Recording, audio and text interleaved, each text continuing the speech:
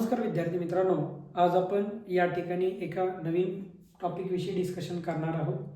या टॉपिकमध्ये आपण pressure due to imaginary liquid column म्हणजे एखाद्या कंटेनरमध्ये असणारं जे फ्लूइड आहे ते फ्लूइड त्या कंटेनरवरती किती प्रेशर अप्लाय करतं हे आपण या ठिकाणी बघणार आहोत। आता इथं फिगरमध्ये जर आपण बघितलं तर एका कंटेनरमध्ये रो एवढ्या डेन्सिटीचं फ्लूइड आपण त्याच्यामध्ये भरलेलं आहे आणि हा जो आहे हा एक इमॅजिनरी सिलेंडर किंवा इमॅजिनरी एक लिक्विड कॉलम आहे की ज्याचा क्रॉस सेक्शनल एरिया ए आहे आणि त्याची हाईट जी आहे ती एच आहे।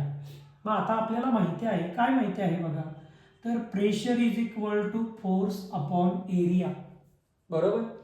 फोर्स म्हणजे काय असतं तर mass into acceleration upon area.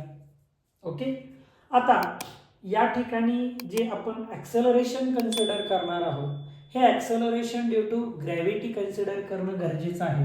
म्हणजे तिथं आपण M into G upon A म्हणजे हे काय आहे प्रेशर पी।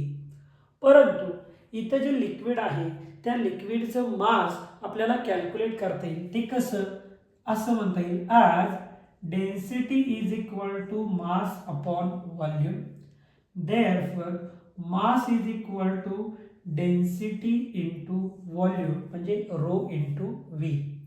परंतु व्ही व्हॉल्यूम या सिलेंडरचं आपल्याला कॅल्क्युलेट करता येईल आणि ते म्हणजे काय असणार आहे, but volume V is equal to area of cross section into height of the liquid column.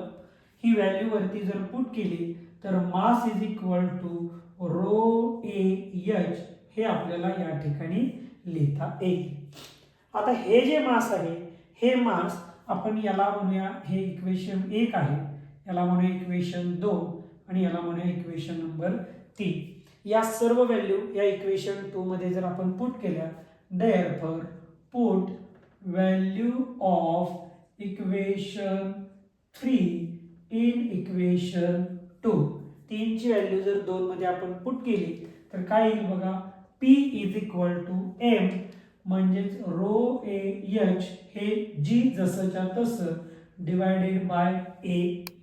या ठिकाणी ए लाही कॅन्सल झाला, P is equal to rho H G म्हणजे एवढं जे प्रेशर असणार आहे हे प्रेशर ते लिक्विड त्या कंटेनरवरती अप्लाय करेल। ओके, तर अशाच नवनवीन व्हिडिओसाठी आमच्या चॅनलला लाईक करा, शेअर करा आणि सबस्क्राईब करायला विसरू नका। धन्यवाद।